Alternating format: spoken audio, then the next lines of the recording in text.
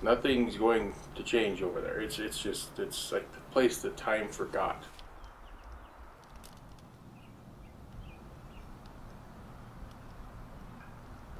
It's just got worse, I think.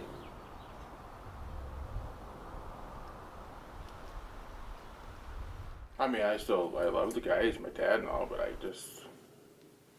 I'm not going to change him, so I just let him do his thing.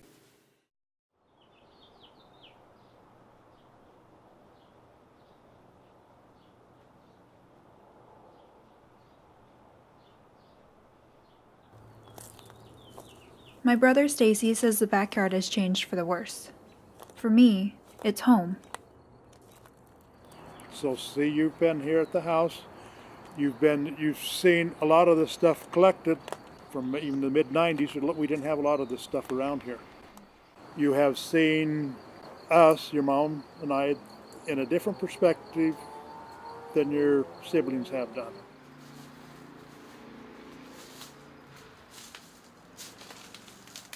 When I was 12, I stopped inviting my friends over to my house. I don't know what I was afraid of, but I didn't want them to see my dad's backyard. That's when I realized that my dad keeps a lot of things.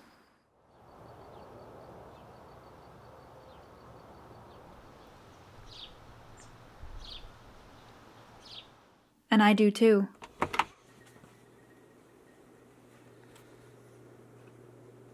My room is cluttered with pieces of my life.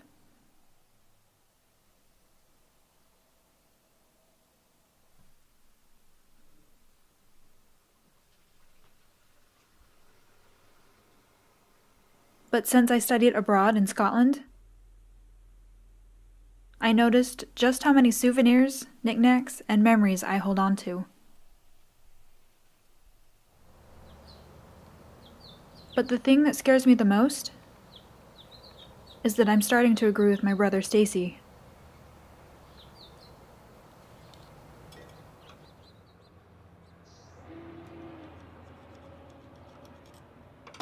My dad grew up during the aftermath of the Great Depression, and his parents would utilize everything they had as much as they could.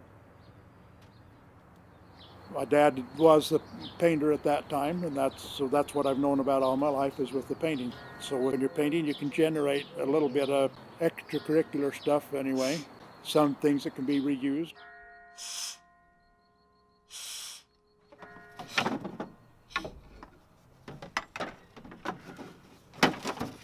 When I quit painting, and I've got enough things now, I can put things together, fix your chicken coops, fix a lot of little things around because I've got materials to do it with. But I haven't been taking the time to do it. Time, change, and memories are interconnected like a spider's web. If you tug on one edge of the web, it affects the entire structure. If you remove time from a memory, you lose context. If you remove change from time, you are doomed to stagnation.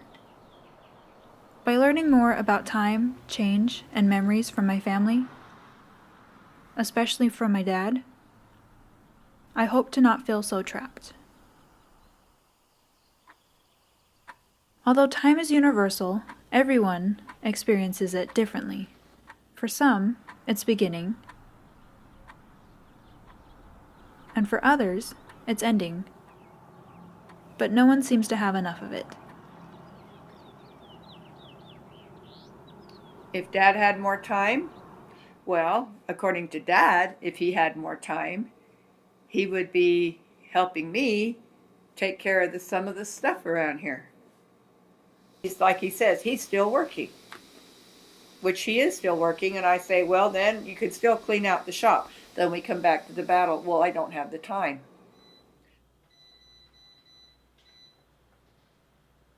They got as much time as everybody else, but.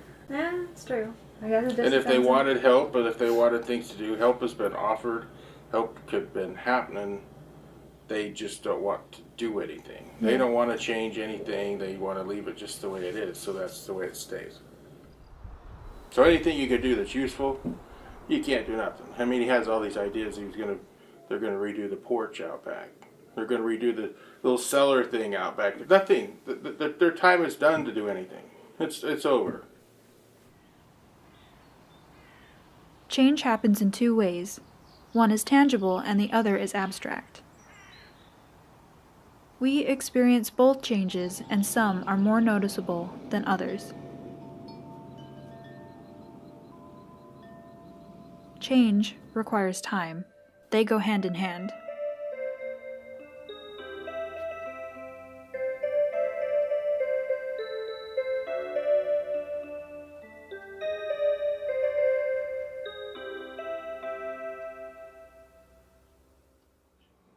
Change can be good and it can be bad, but it depending on the situation. Sometimes you think it's not helping you and it is really helping you. It can be either way, but it's happening, and so you need to put your mindset to it. I fear the unknown that change can bring, the vulnerability and the scariness of it.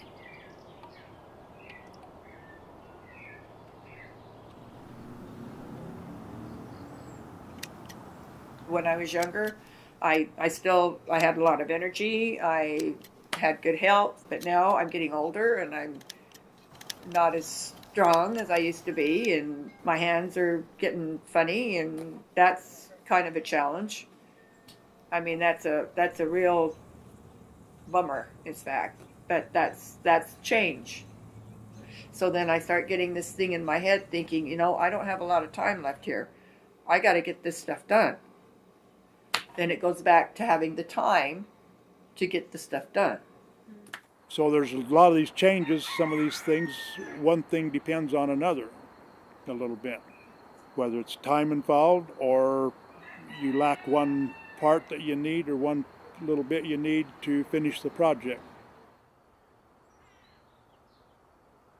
I think my dad sees all his projects as linked together, and one project can't be started until another is finished.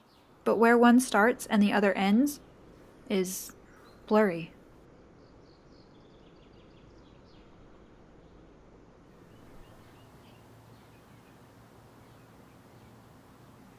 My dad retains things based on a utilitarian ideology, where he favors and keeps objects based on how useful or practical they are now or will be someday.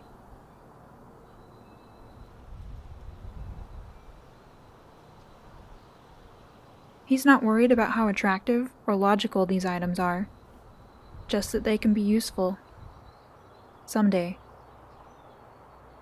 I knew that your grandpa, he worked, in the paints and all that. I didn't have an idea that your dad was going to hold on to all the empty paint cans and all the stuff like that, because he can always see a use for anything.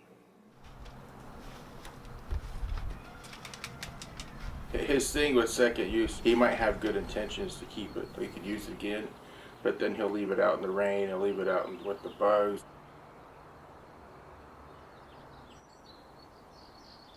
Those are very good knives. Those are not knives. That will cut your hand. What do you mean? What is it doing? It's cutting. It's a knife.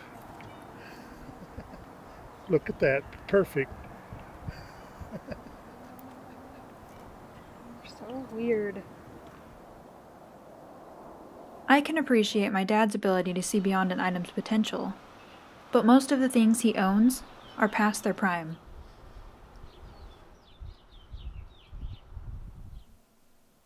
I'm on the opposite side of this ideology. I retain my objects based on their sentimentality and the emotions and nostalgia that are attached to them.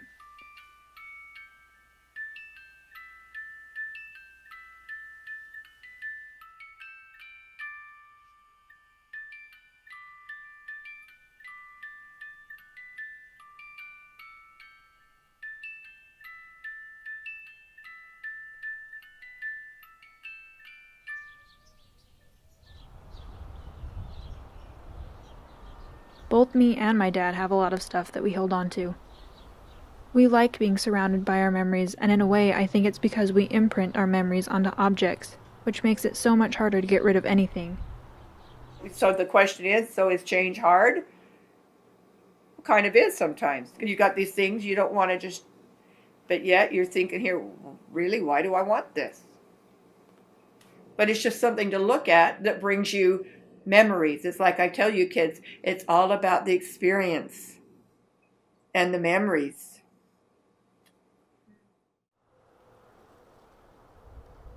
At this point, they have memories that when you see them and look at them, they help your memories over your past years a little bit anyway. That's what some of the things that you accumulate do, is help to create memories. I agree with my dad. It's hard for me to throw away possessions because it's equivalent to throwing away my memories.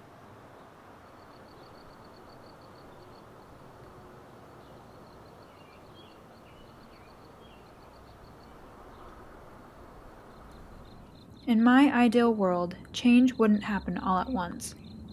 Like time, change would happen gradually. It gives us time to cope, ponder, experiment, and experience at our own pace.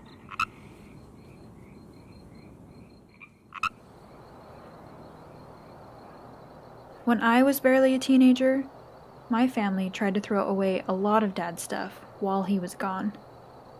I had things here by the house. I came home one day and all of it was, a good share of it was thrown in the dumpster.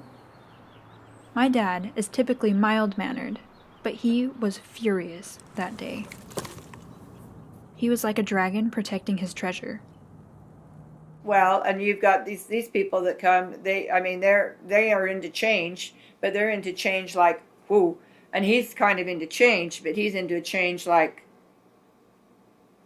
I started removing a few things from the dumpster, and it ended up having a peace officer come over to settle the dispute a little bit. For the first time, my family was truly divided, and I feared it would spiral apart. If you move something of someone else's without them knowing it, eventually they'll come to that spot where that was, and they'll see you, and they wonder what happened to it. Where did it go? And if you find out, well, it just got moved over to another place and you still got it, that's one thing. If you find out that they've thrown it away, you could have a conversation, a verbal conversation with them. Or you could let it go and not let it interfere with the relationship you might have. You know, what's more important? The change of reaching a goal that it looks, or the change of having somebody come and do that and then have a complete change of his whole psyche. That's more of an invasion than a help sometimes, I think, to him.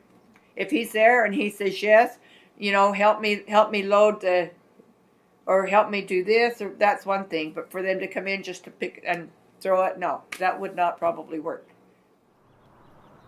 Since this incident, no one wants to start cleaning up anything. As a way to keep the peace, my mom won't start to do anything, and my dad won't either. Everyone has reached a stalemate. To an extent, I understand how my dad feels. Family have threatened to clean out my room while I've been away, and it stresses me out.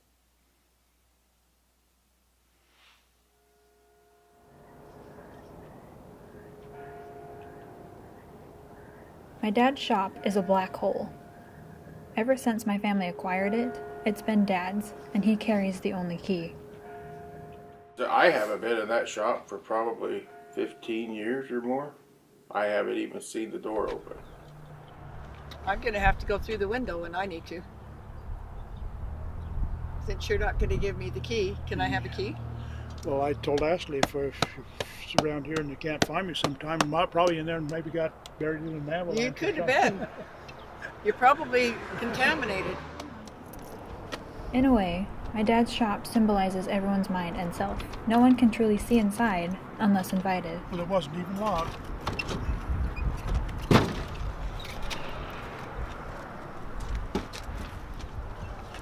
Well, I couldn't get into it. You what?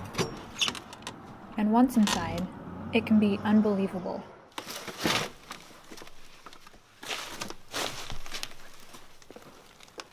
That was a whole bunch of National Geographics. Got rained on.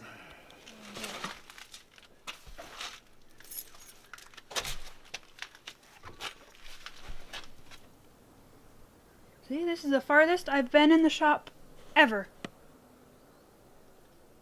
I see my dad caught in utilities web, whereas I'm settled into nostalgia's web. But the problem is not the web. A spider's web is not inherently good or bad. The problem is how much time we spend trapped.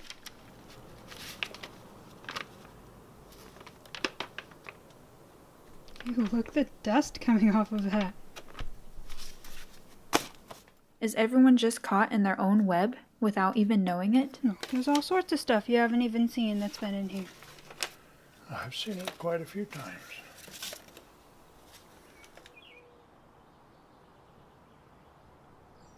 I've learned a lot so far about myself and my dad, but the journey is not over.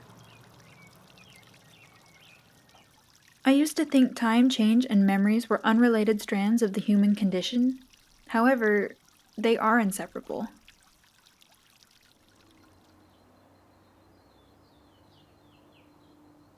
Time is not positive or negative. Change is not positive or negative. Memory is not positive or negative. There's only my perception of them.